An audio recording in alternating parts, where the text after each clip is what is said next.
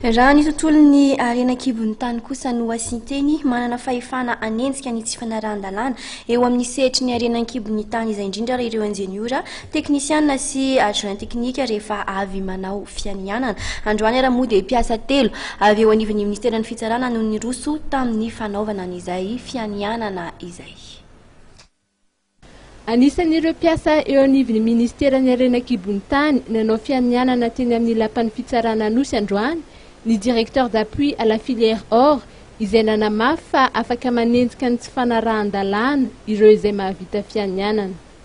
Maro be zany ny asa mety ho sanin'ny ingénieur de mine fa raha fehezina ilay izy dia hoe fampandehanana ny sehatry ny arenakibon'ny tany eo amin'ny lafiny ara-panjakana zany ao anatin'izay ny fikarakarana ny atota taratasy izay ataon'ireo mpangataka hisehatra amin'ny sehatry ny arenakibon'ny tany sy ilana ingénieur de mine be dia be zay.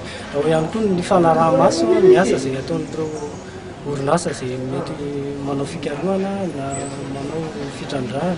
Eo ihany koa fijerena zany paikady entina hanatsarana izay sehatra fitrandrahana arenakibon'ny tany izay eo amin'ny lafiny ara-dalàna.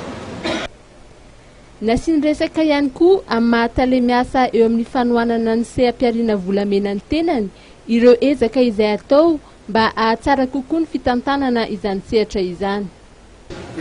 Tady hatrany izay hevitra na paikady mba ahafahan'ny firenena na ny fanjakana malagasy mahazo tombontsoa amin'ny fisian'ireo arenakibon'ny tany ary manokana ao amin'ny volamena moa no resantsika zany.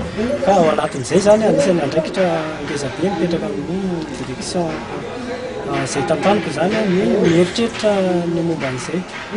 Iny ho efa fanapahan-kevitra efa niarantsika mahafantatra dia miandro ny fahatanteran'ilay isantsika. Anisan'ireo hitrangana fitrandrahana tsy ara-dalàna araka ny fantatra ny any Behenjy ary tao aorian'ny fivoriana izay notanterahana tao amin'ny commune Behenjy ny faran'ny volana janoary teo dia tapaka fa hatsahatra izany asa fitrandrahana tsy ara-dalàna izany. Nisy ny ainana fohy raha nitatitra voaray ary nisy ihany koa ireo olona voasambotra noho ny tsy fanarahan-dalàna izany.